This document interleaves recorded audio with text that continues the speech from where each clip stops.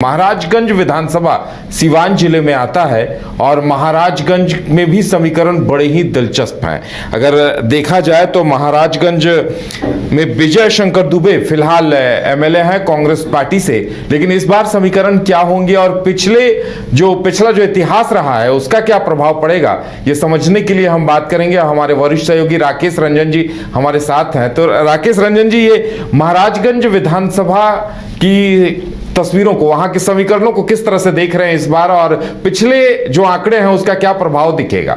देखिए, जब आप महाराजगंज विधानसभा सीट को स्कैन कीजिएगा और फिर पीछे की तरफ जाइएगा तो आपको दिखेगा कि महाराजगंज विधानसभा से चुनाव जीतने वाले व्यक्ति जो हैं वो बिहार में मुख्यमंत्री भी बने हैं।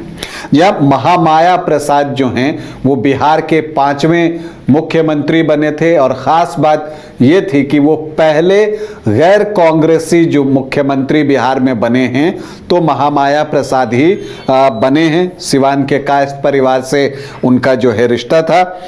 महाराजगंज जो सीट है वो 1952 में यहाँ पर पहला चुनाव हुआ था, और जो पहले विधायक बने यहाँ के वो महामाया प्रसाद ही बने। पहले विधायक महाराजगंज के महामाया प्रसाद हैं, 1952 में जीते, और फिर यहाँ पर 1969 में भी महामाया प्रसाद ही जीते। अगर आप देखें तो उनका जो मुख्यमंत्री के रूप में कार्यकाल रहा था वो मार्च 1967 से जनवरी 1968 तक रहा था, और वो बिहार के 5वें मुख्यमंत्री हैं।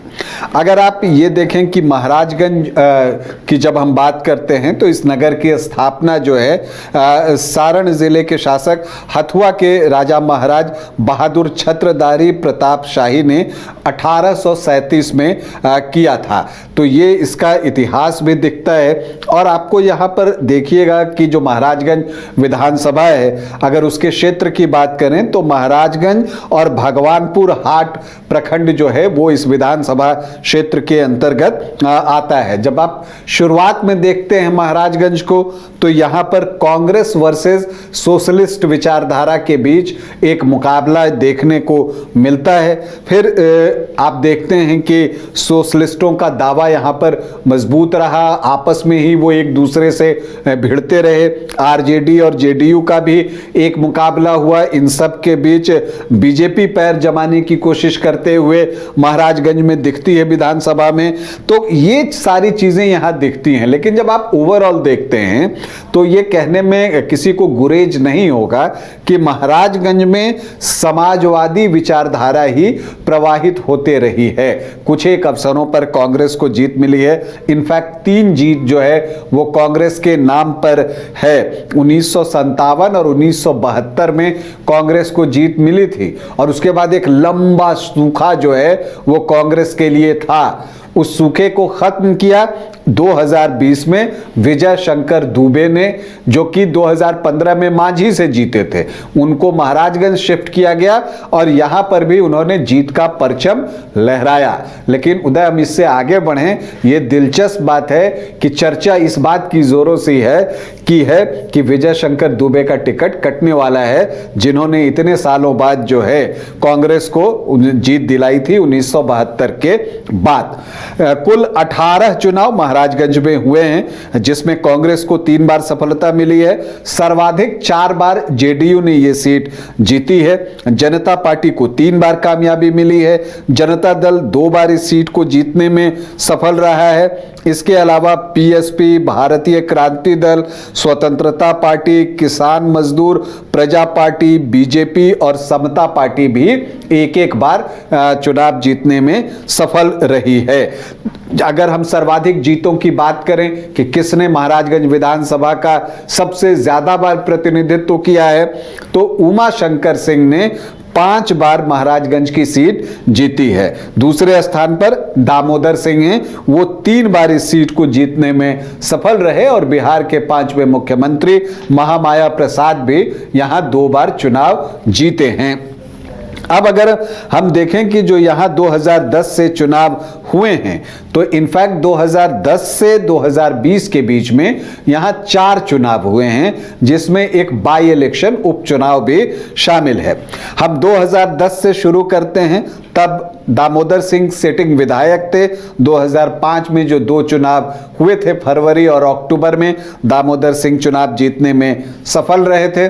2010 में दामोदर सिंह जेडीयू के प्रत्याशी थे। 40,232 वोट, मतलब 36.23% मत उनको आते हैं। आरजेडी से यहां पर मानिक चंद्र राय थे, उनको 20,232 वोट, मतलब 18.22% वोट आते हैं।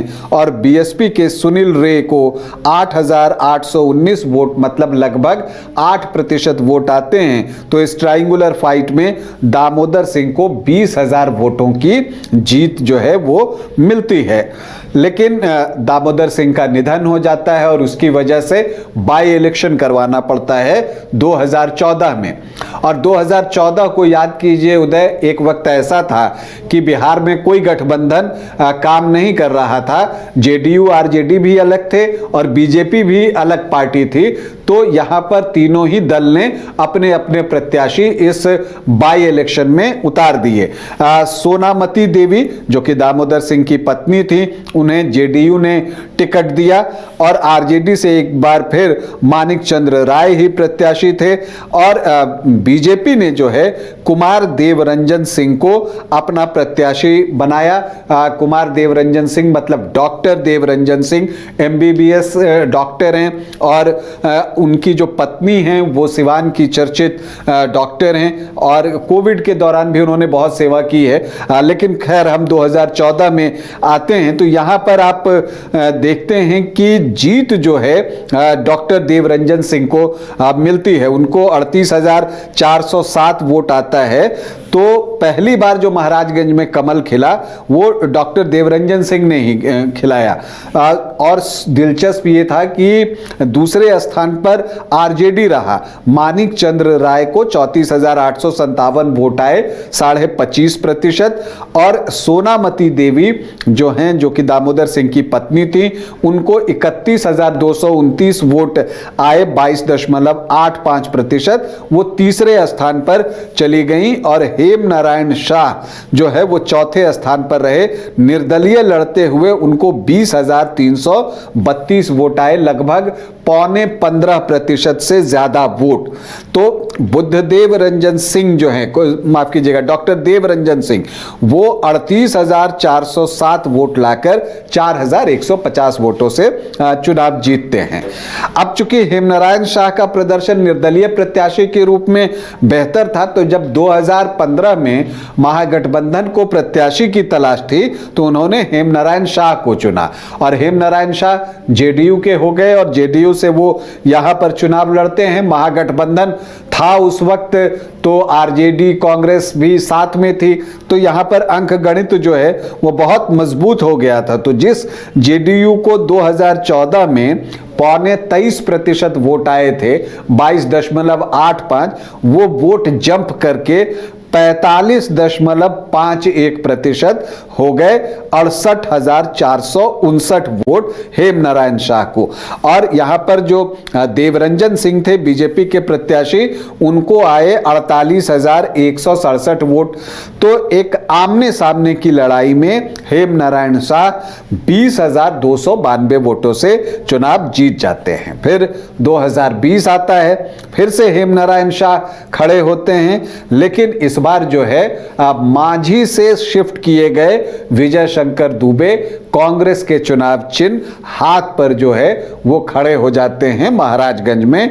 और डॉक्टर देवरंजन सिंह, चूंकि ये सीट गठबंधन में जेडीयू को गई थी, तो डॉक्टर देवरंजन सिंह एलजेपी के प्रत्याशी बन जाते हैं और अच्छा प्रदर्शन भी करते हैं। हेमनारायण शाह को 46,849 वोट आए, 28.9%। विजय शंकर दुबे को आए 48,825 वोट, मतलब 30.1%। और डॉक्टर देवरंजन सिंह को आए 18,278 वोट, मतलब कि 11.3% वोट। तो हार जीत का मार्जिन 1976 वोट, 2000 से कम। और डॉक्टर देवरंजन सिंह एलजेपी प्रत्याशी को कितने आए? 18,278 वोट। तो महाराजगंज भी 2020 में उन सीटों में शामिल है जहां जेडीयू को एलजेपी की वजह से हार का सामना करना पड़ा था। लेकिन इस बार अब डॉक्टर देवरंजन सिंह वापस से बीजेपी में आ गए हैं, तो ऐसी परिस्थिति में लगता है कि एनडीए अगर इकट्ठा होकर लड़े तो उसकी स्थिति मजबूत होगी। लोकसभा चुनाव में वो दिखा भी, जनार्दन सिंह सिग्रीवाल यहां से 20,738 वोटों से लीड करने में सफल रहे थे। लेकिन यहां पर जो है टिकटों के बंटवारे में और इस सीट पर लड़ने वाले दावेदारों में एक मुकाबला चल रहा है। तो मुकाबले से पहले महाराजगंज में एक मुकाबला चल रहा है, और वो क्या चल रहा है, और ये दोनों तरफ से चल रहा है। ऐसा नहीं है कि एनडीए भर में है, वो महागठबंधन में भी है। क्योंकि जो पहली बात की जा रही है कि विजय शंकर दुबे का ही टिकट कटेगा, उन पर आरोप ये है कि लोकसभा चुनाव के दौरान उन्होंने पार्टी प्रत्याशी के लिए ठीक से प्रचार नहीं किया। ये आरोप है, कितनी सच्चाई है ये तो वही जाने। लेकिन अगर आप ये देखिए, और एक और उनके खिलाफ जो निगेटिव बात गई है कि उनके जो बेटे हैं वो बीजेपी में शामिल हो गए हैं। तो ऐसी परिस्थिति में जो है वो दिख रहा है कि शायद उनका जो टिकट है वो कट जाए, क्योंकि उनके बेटे सत्यम दुबे अब बीजेपी में हैं। तो ये एक डर दिख रहा है। हालांकि कांग्रेस से कुछ और प्रत्याशी हैं, बीजू शेखर पांडे, यशवंत कुमार चमन, प्रद्युम्न राय, ये सभी जो है वो दावा कर रहे हैं कि वो कांग्रेस के टिकट पर चुनाव लड़ेंगे। लेकिन खबर और जो बातें निकल कर आ रही हैं, छन कर आ रही हैं कि आरजेडी की नजर इस सीट पर है, और विनोद जायसवाल के बेटे विशाल जायसवाल जो है वो यहां से चुनाव लड़ सकते हैं, और उनकी करीबी है लालू परिवार के साथ। तो हो सकता है कि यहां पर जो है आरजेडी लड़ जाए और कांग्रेस को गौरिया कोठी की सीट जो है वो दे दी जाए कि आप गौरिया कोठी जाकर वहां चुनाव लड़िए, तो ये सीट हमें दे दीजिए। लेकिन इन सब के बीच वीआईपी की भी नजर इस सीट पर है, और नीतीश द्विवेदी बिल्कुल युवा लड़के हैं और जमकर प्रचार कर रहे हैं। उनका एक अपना वहां पर आप कहिए कि उन्होंने एक सनसनी फैला रखी है, लगातार जो है वो लोगों से संपर्क कर रहे हैं, सभाएं कर रहे हैं, तो उनका दावा भी उतना ही मजबूत दिखता है।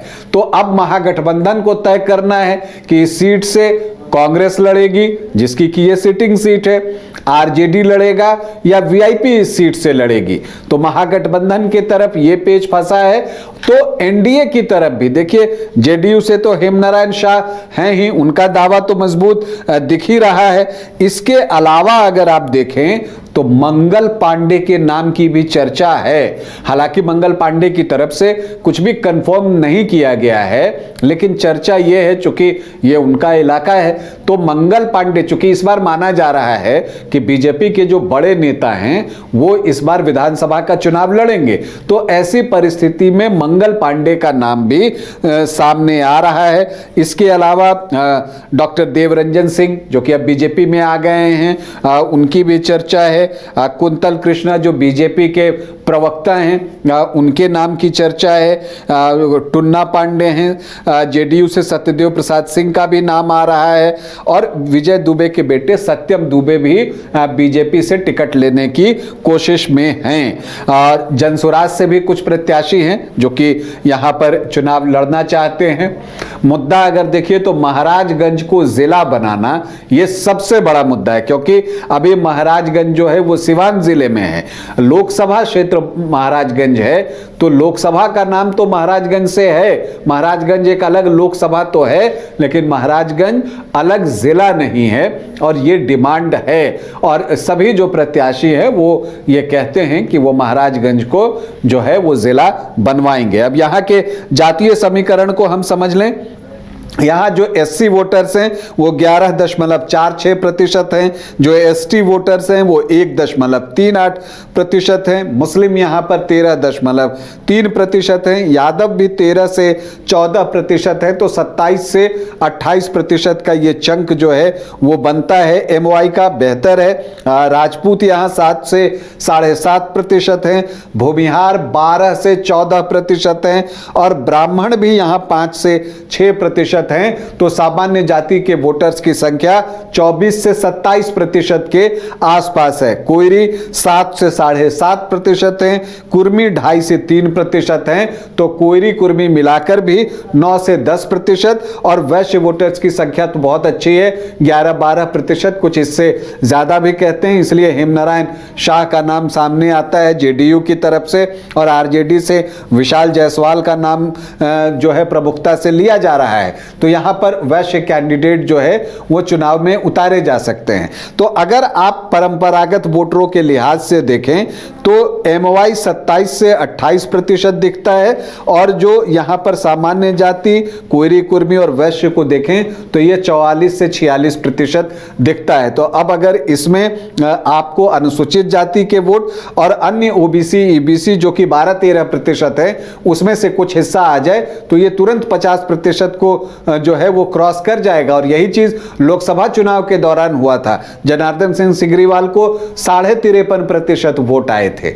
लेकिन सवाल यही है कि क्या पूरी एकता के साथ एनडीए यहां चुनाव लड़ेगा या यहां पर कोई बागी खड़ा हो जाएगा। अगर बागी खड़ा नहीं होता, आमने सामने की लड़ाई होती है, तो वैसी परिस्थिति में आपको एनडीए का पलड़ा थोड़ा झुका हुआ दिखेगा। हालांकि कैंडिडेट जो महागठबंधन चुनेगा, ये मानकर चलिए जो एनडीए को वोट करने वाली जातियां हैं परंपरागत रूप से, उन्हीं में से जो है कैंडिडेट चुना जाएगा ताकि उन वोटों में बंटवारा हो। लेकिन उसके बावजूद भी जो है, जो यहां पर वोटिंग पैटर्न है और जिस तरह की आपको पॉपुलेशन का ये दिख रहा है, वोटर्स का ये दिख रहा है, उसमें लगता है कि एनडीए का पलड़ा भारी रहेगा। लेकिन उसके लिए शर्त ये है कि आमने सामने की लड़ाई हो।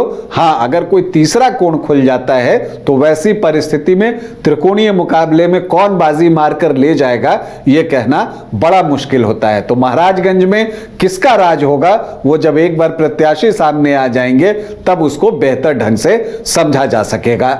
चलिए, तो इंतजार किया जाए कि महाराजगंज में कौन से दल की तरफ से किस प्रत्याशी के नाम की घोषणा की जाती है, और एनडीए और महागठबंधन दोनों खेमों में जो दूसरी छोटी पार्टियां हैं वो सेंध मारने में या खेल खराब करने में कितनी असरदार होंगी, ये भी आने वाला वक्त बताएगा। तो